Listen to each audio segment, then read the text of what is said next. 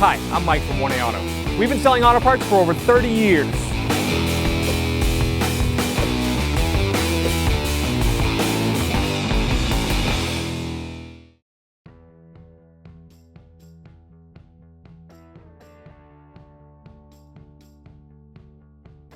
Hi everyone, Sue from 1A Auto here, and today we're working on a 2007 Mazda 6 sedan behind me, and we're installing pressed-in bearing in the knuckle. If you need these parts or any other parts for your car, click on the link below on 1aauto.com. So we're going to start by removing the wheel. I have it partially on the ground so I can break the lug nut free. It's a 21mm socket. I got my 1/2-inch breaker bar. All right, so now that those are broken free and I can turn them by hand, I'm going to raise my vehicle. I have a 2-post lift. If you have a floor jack and jack stands, you do the same thing. So now with the car up in the air, we're going to remove the lug nuts and set them aside. Perfect. It's frozen on there. And this happens quite often when you have an aluminum rim with a steel front end. Obviously the steel and the aluminum, they oxidize together. So I'm going to show you how to take this wheel off safely. A lot of people don't think about this. I know I didn't the first couple of times I did it. Take a lug nut and just put it back on by hand. Not all the way, halfway. And now when you take your rubber mallet or your pry bar and you hit it from the other side, it doesn't fly off. I take a rubber mallet and I hit the rubber part of the tire on the back side. That came off nice and easy. Sometimes they don't want to come off that easy, and you just got to keep giving it an effort back and forth. Now we can remove that lug nut and dismount the tire.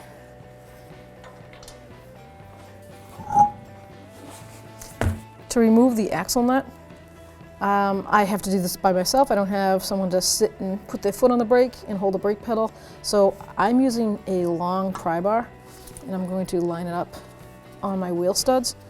32mm socket, and I'm going to be going counterclockwise. And with this, it's 202 foot-pounds. That's really on there. So I'm going to use a breaker bar and an old fence post. So now with that broken free, obviously it goes without saying to be careful. This can slip out. Do it at your own discretion. We're going to remove the caliper from the caliper bracket, and I'm going to take the caliper bleeder screw boot off and catch it. That's an 8mm socket or wrench, and I'm going to break that free and let the fluid drip into the catch pan, because I'm going to push the piston back. And you don't want on any vehicle that has ABS, you don't want to push that piston back with that bleeder screw closed. If the fluid goes in reverse flow, you can damage the ABS module. So with that dripping, I'm going to dismount. I'm just going to stop that actually, because I didn't dismount the actual caliper bracket yet. So you can take those 2 bolts out, but it is broken free, so it will be effortless when it comes to that point. These are 2 14mm sockets, so I'm going to disconnect the caliper sliders. Break them both free. Just pull them out by hand. Before I dismount this caliper from the bracket, I will reopen that bleeder screw. So I'm just going to crack that bleeder screw open, and I'm going to remove this caliper from the caliper bracket.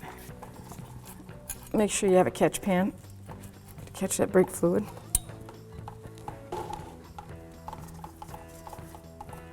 At this point, I'm going to examine my caliper piston for any damage on the seal. I have no moisture coming through, no brake fluid. That's a positive sign. And this is the dust boot cover for the piston. It all looks in great shape. There's no cracks on the bracket. So I'm going to push this piston back. I just use a pair of welder clamps. And watch the aim of that fluid, because it's going to come out. This also is the right way to do a brake job, in the sense of you'll know if your caliper piston is sticking, if you have a frozen caliper. And it's kind of a defeated the job if your caliper pistons are no good and you put new pads on with rotors. You'll be able to tell if it's frozen, if it sticks. You'll know when it hits bottom, it's flush right with the actual caliper. Now with that clamp in place holding the piston back, I'm going to close the bleeder screw. I don't want any air going in reverse.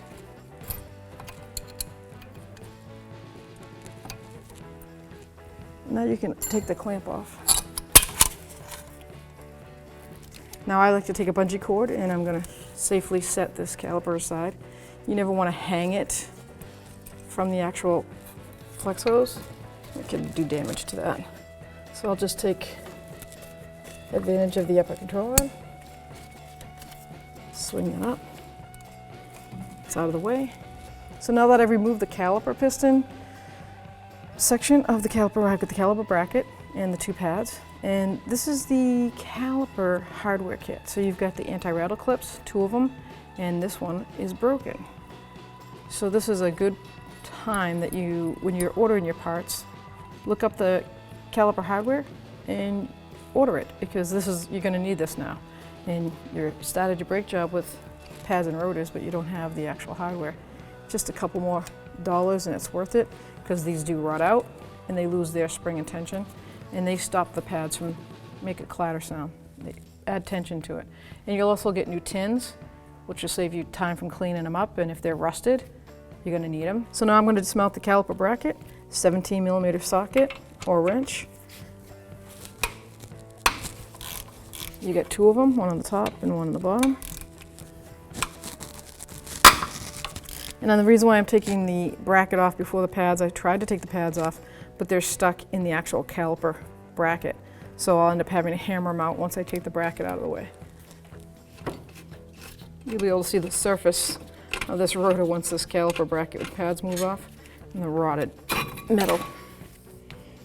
Inadequate stopping. So to remove the rotor from the hub, this has 2 mounting screws that just holds the rotor in place. It's what the manufacturer chose to do. Some cars do it, some cars don't. So I have an impact screwdriver, which is you lock it in place and hammer it. So if you don't have an impact screwdriver, you can try to use a Phillips. It's more difficult because the actual hammering slide gives it a twist. You could try tapping it with a hammer around the hub just to loosen it up, or spray it with some sort of penetrating spray. You could go to 1aauto.com. We actually sell the impact screwdriver. So now that I have the mounting screws off, I'm just going to spray in where the hub goes, just to try to give it some help along the way, because we're going to end up having to hit this with a hammer. Just wake up the neighbor's dog. I'm going to hit the rotor surface because I'm replacing the rotor, and not hit the hub because I don't want to miss and hit the threads on the lug nut.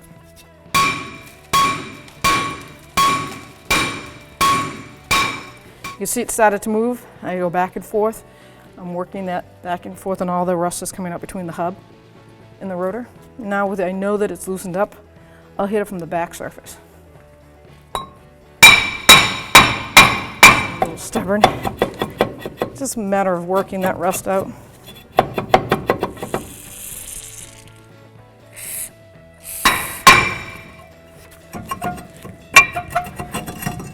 Wonderful. I'm going to start by removing the ball joint nut into the knuckle. This is a 24mm socket, or 15/16 if you have standard. 15/16 has a little wobble to it, but it will work if you don't have the metric. So this is usually pretty on there, real strong. So I've got my longest ratchet, 1/2-inch ratchet, and I'm going to use a piece of steel that we have just to get some leverage, and I'm going to break that free.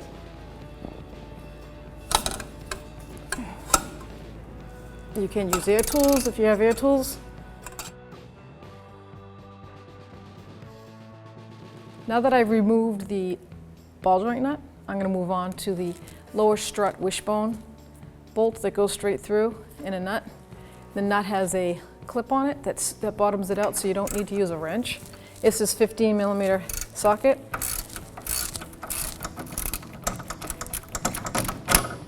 Okay, and I'm going to hammer this out. I'm going to try without a pickle fork, which is a ball joint tool, so you see it, and if it pops out, fabulous. If not, we might have to move on to a pickle fork. So I'm going to give it a good, strong hit right here on the knuckle to hopefully vibrate the ball joint stud loose.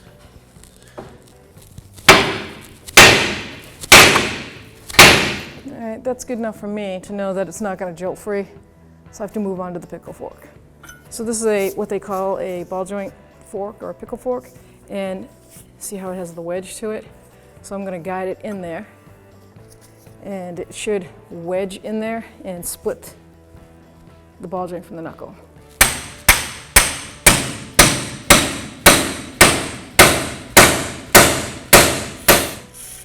I'm just going to give it a quick spray, see if I can help things along a little bit.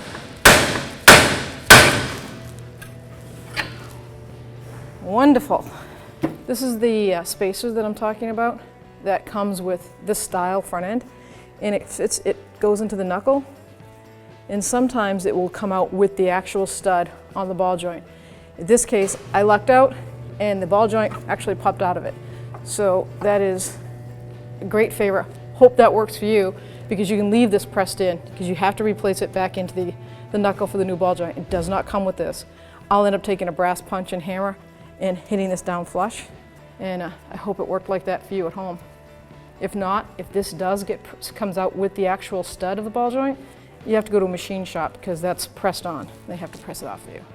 If you were doing a hub and bearing on this knuckle, you would not need to remove the control arms, front and rear, completely. You would only need to detach the ball joints from the knuckle.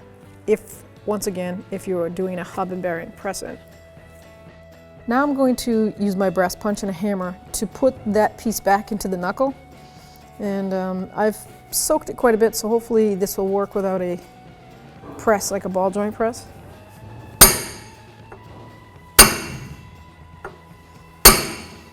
That's it. So now we're going to remove the nut from the knuckle for the rear control arm ball joint. It is a 15/16 or 24mm. I have a 1/2-inch ratchet on there. And you can see the movement from the Cv shaft. So if I was doing the job and I was doing both lower control arms, the front and the rear, I would have loosened up both these nuts at the same time before I dismounted the actual control arm from this knuckle. But where I did that for a different show, and now I'm doing the rear, you have to be careful from the movement, because you don't want to pull that axle out of the joint. Now I'm going to remove the rearward control arm ball joint from the knuckle, and I'm going to use my pickle fork. And I'm going to go in right between the ball joint and the knuckle, make some noise here, and see if I can separate them.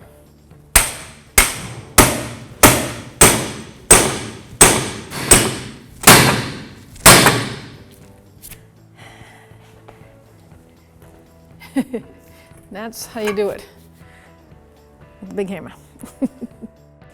Now that I've broken free my axle nut, I can raise the vehicle up to a good level, and I can continue to spin it off. 32mm socket. Put it aside. Next step is to remove the tie rod end from the knuckle, and this has a cotter pin in it, so I'm just going to take the cotter pin out.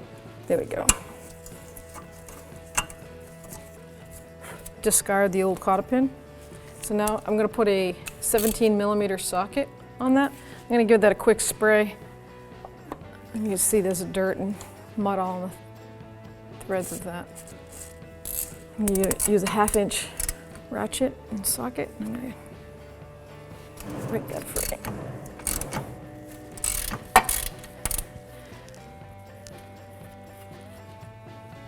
I'm going to hit it on these two ears.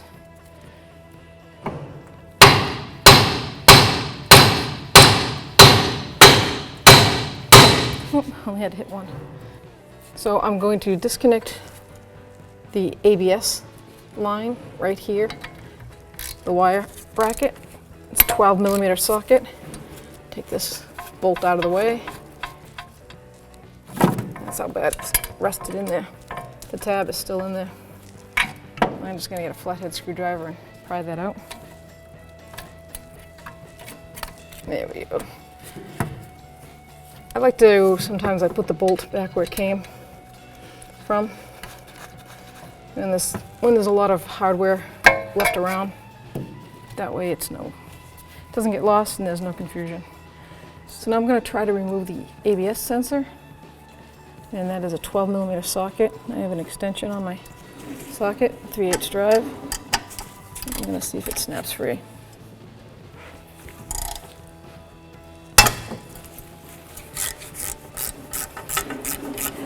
Well, I lucked out.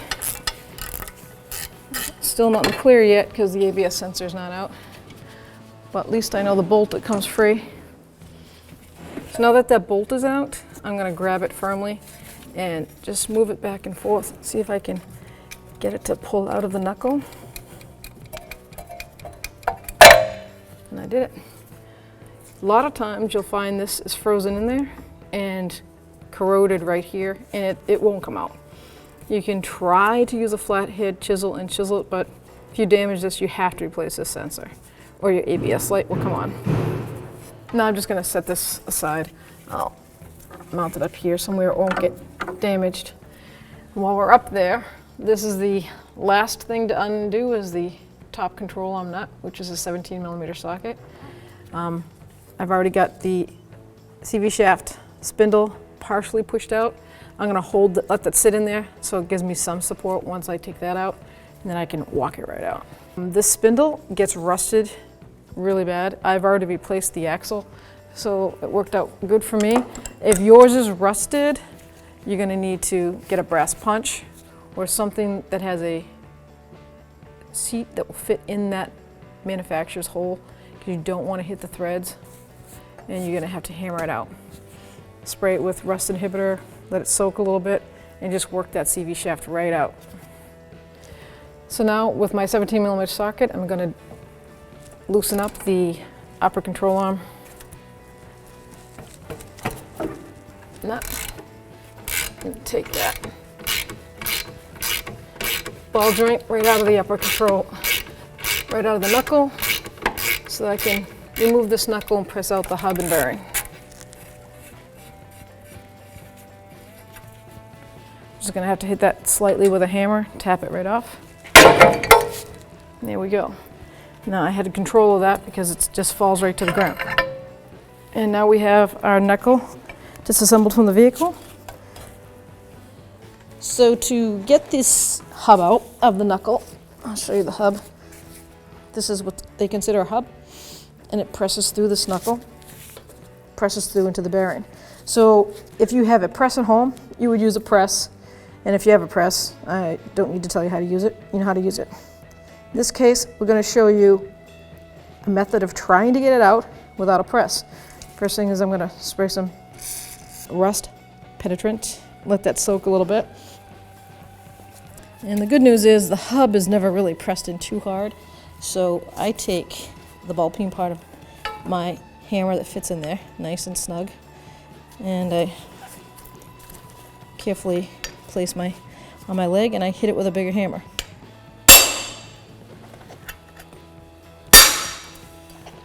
And it comes right out.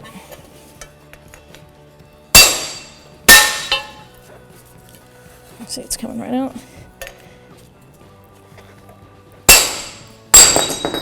And that's how it goes out. Shoots out across the floor. But that is out of the way. We have a new one that we're going to install anyways. And now the important part is this lock ring. See how rusted it is? We're definitely going to spray that now and let that soak. So the bearing came apart. This is the hub, and this is part of the race of the bearing. That's a sealed bearing, and that's the outer ring. We're going to install a new hub, so we don't have to use this one. If we were going to use it, you would have to pull the race off of this hub, sand it down, clean it.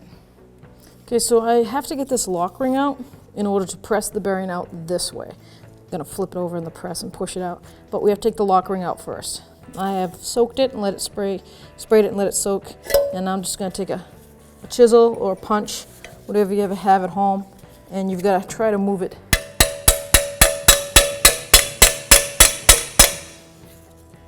They have nice 2 ears on it, so I'm just gonna work it back and forth.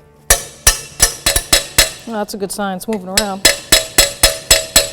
So now I know that I've got the rust ring internally broken.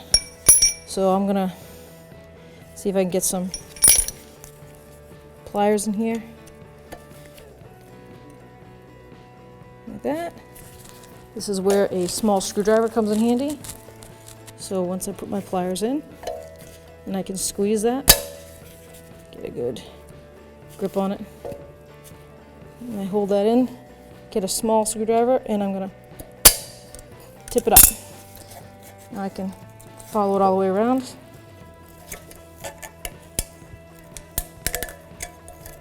There you go.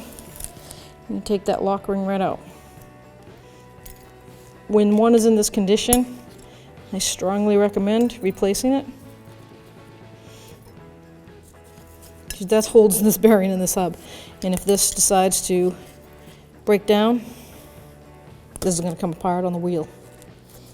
So always replace the lock ring with the bearing. So we set the press up and we press the bearing out of the knuckle.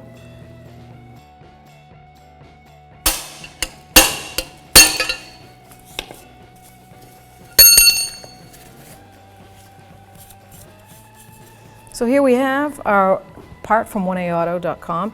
We have our hub that comes with the new axle nut, locking nut, and our sealed bearing that's pressed in, goes pressed into a knuckle.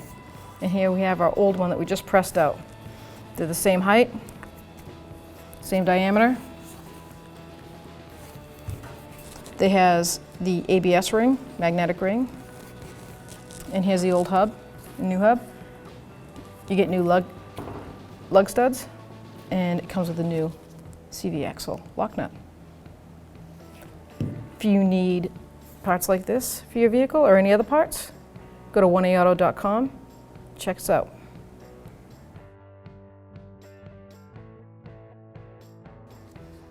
Now I've got some emery cloth, and I'm going to sand the inside, make sure there's no burrs in there, clear it out of any rust.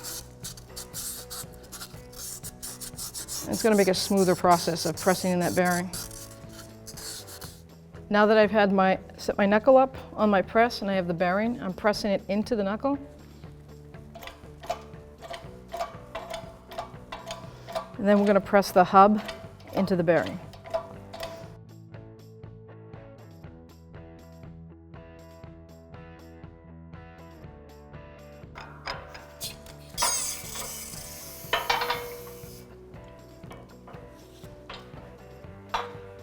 You still have to go down about 1/8 of an inch. So I'm going to turn this around and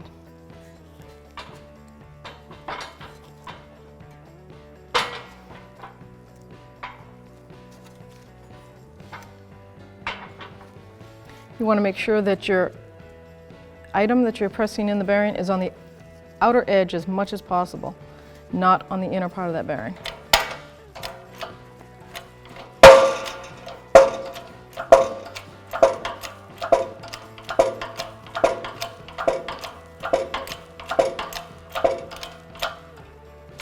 When you feel it tighten up, that's it, you bottomed out. Press it too much, you'll destroy that new bearing. Now I can put the lock ring in. Once the lock ring's in, I'll install my hub.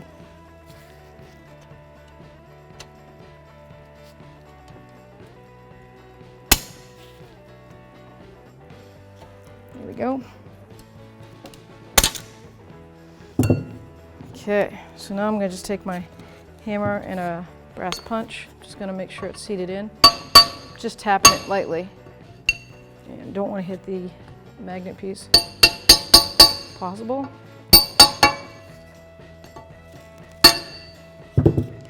Okay.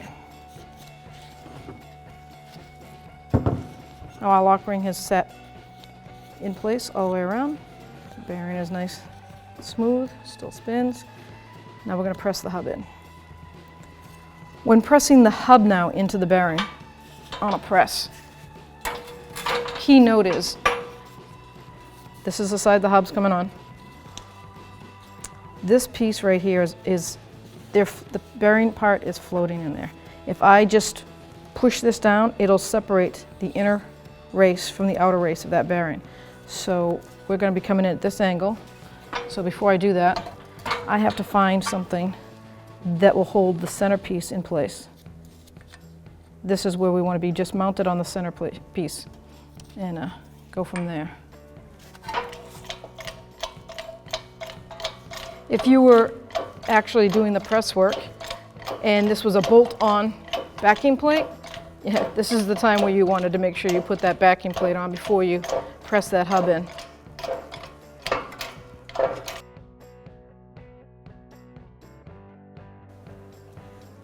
Bearing still spins, so no binding, that's good.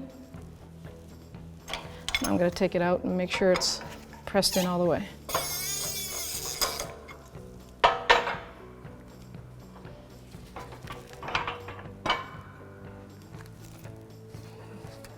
That is right to the bottom. Before I install my knuckle and I have the exposed Cv shaft with the splines, I'm going to add a little anti-seize compound on the splines, and that way in the future, for me or anyone else that's going to work on this, hopefully it comes out a lot easier. It's nice to be kind. You never know who's going to work on it. So I'm going to line up my splines, and then I'm going to lift it up and attach it to the upper control arm.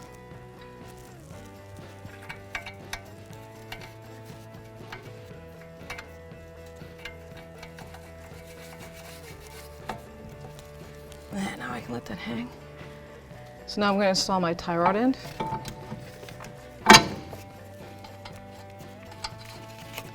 Just putting everything on hand tight, and I'll come back around and tighten everything. And we can reroute this ABS sensor, not reroute it, we can reattach it. So this piece went over here, because I left the bolt there to remind me. And this bracket has a nice guide little pin that goes into that extra hole. I'm going to line that up, start that bolt. So now I'm going to mount the sensor on the actual knuckle. I'm going to add that, put that guide right in the spot.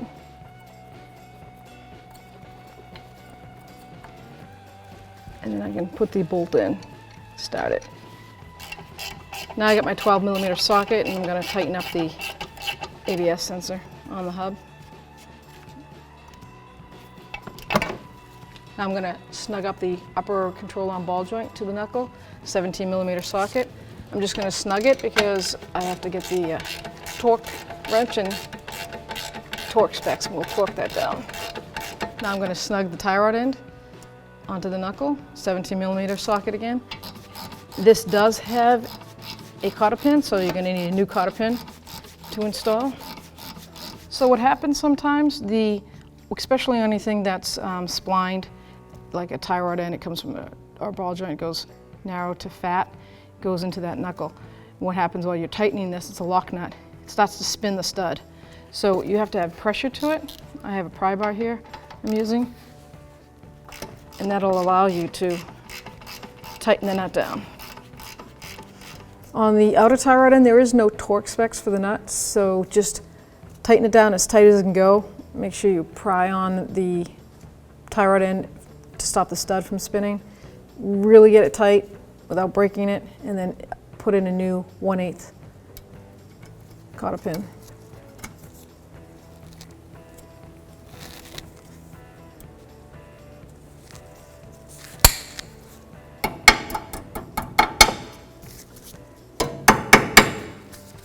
Now it's time to pull the Cv shaft splines through the hub. You just gotta work it through.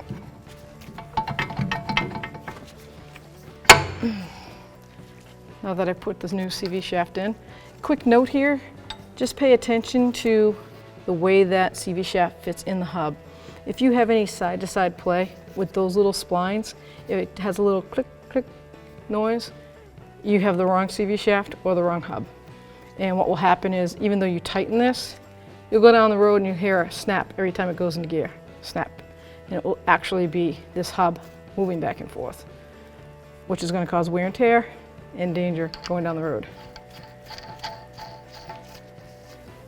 Now I'm going to torque my upper control arm ball joint nut in the knuckle. This is a 17mm socket and it is 39 foot-pounds.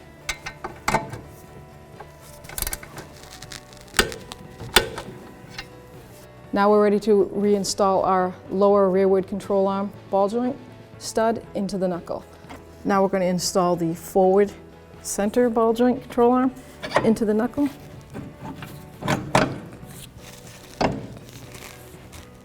So now I'm going to install the lower strut wishbone mounting bolt into the center bushing.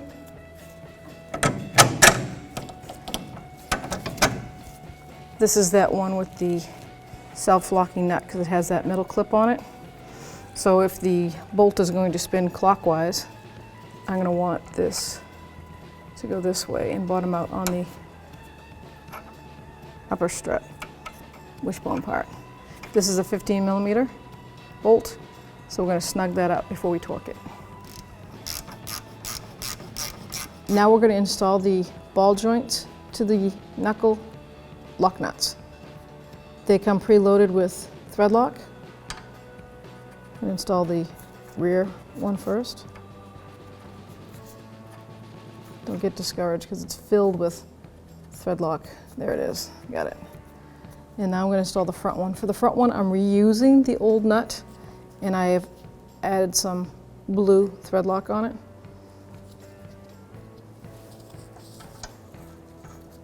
This is a 24mm socket or a 15/16 standard. I've snugged down my two mounting bolts on the ball joint and both of them are 147 foot-pound torque.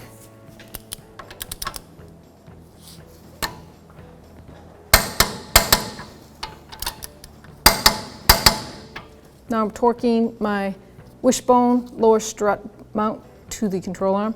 85 foot-pounds, 15mm socket.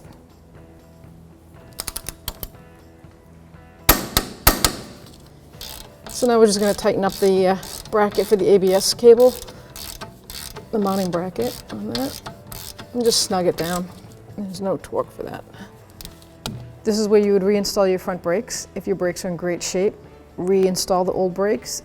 In our case, the brakes, pads, and rotors were in bad shape, so we're going to do a brake job to this 2007 Mazda 6. So now I'm going to install my new rotor on the hub, just like that, because I'm going to clean the surface. I'm going to take off the protective film that they put on it so it doesn't rust when it's on the storage shelf. I have a catch basin down here, catch some of my parts cleaner. I'm just going to reverse it around. So now with this process, before I put it on to clean it, I'm going to add a little anti-seize to my hub for my surface of my brake rotor. Nice light coat. I just want to avoid any aggravation in the future of things seizing up. I just want to get it so that it stays from rusting. I'm going to remount the rotor, lining up my mounting holes, which is two, one there, one there. And I'm going to reinstall those before I clean the rotor. Once again, I'm using an impact screwdriver. So once these are bottomed out, you hammer them on, just a tap with the twist of this. And that assures that you have a nice surface mounting to from the rotor to the hub.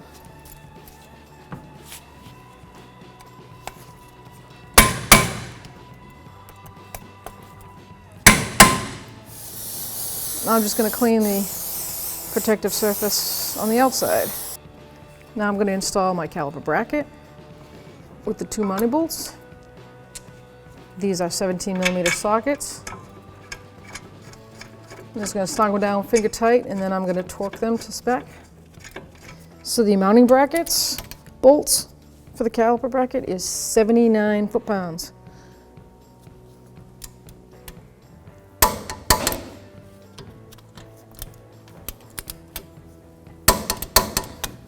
So now I'm going to install my pads on my bracket.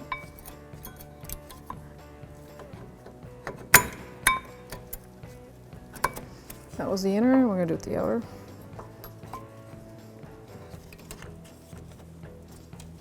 Sometimes you might have to move the anti-rattle tin up and out of the way.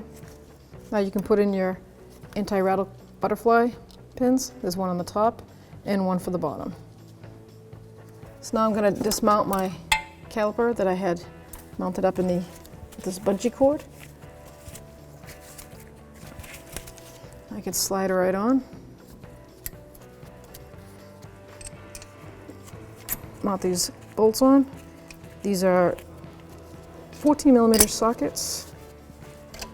Put them on by hand.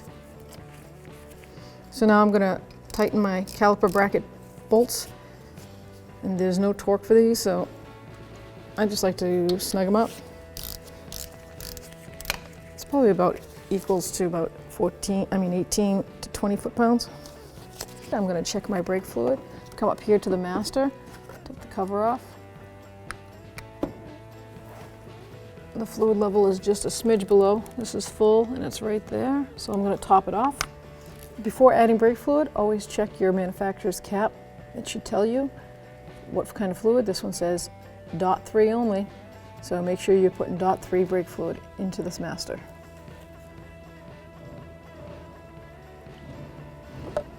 I'm going to install my cover, make sure there's no dirt, make sure the boot's down in position, and lock it down. Because I opened my bleeder screw to push the piston back, I'm just going to gravity bleed it after I've topped off my master. I'm going to open this bleeder screw and just watch any air bubbles coming out. Make sure I don't have any. Shouldn't have any, but you always need to check. Looks good to me. I'm just going to tighten her up, spray it down and clean it, and put the rubber boot that came with it back on to keep that bleeder screw clean. So now I'm just going to clean this, any brake fluid, reapply my rubber boot cap. I'm going to pump my brakes up, and that's going to assure that piston on both calipers that I've pushed back are going to be seated before I start my car up. It's nice firm. It's right there. Okay. So now I'm going to tighten my axle nut, and I do that by putting a pry bar in there against the ground. I don't have someone to step on the brake pedal. If you do, please use that at the same time. So this axle nut is 202 foot-pounds. It is crucial to torque hub nuts and not use an air gun and rack on them. If you over tighten that, you'll waste the bearing that you just pressed in.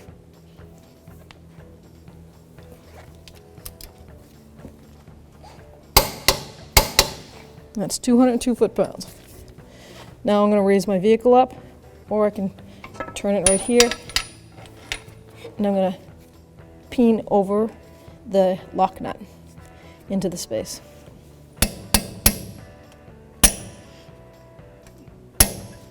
That's perfect.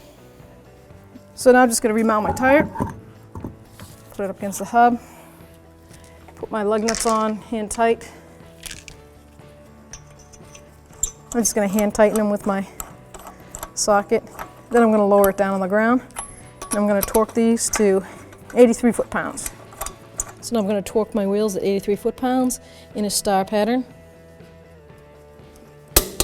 That just helps make sure that the seat of the rim is seated correctly against the hub.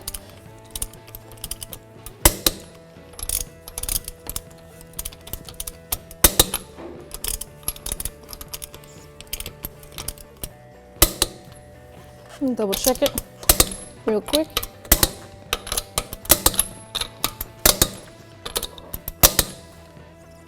There you go. Thanks for watching. Visit us at oneauto.com for quality auto parts, fast and free shipping, and the best customer service in the industry.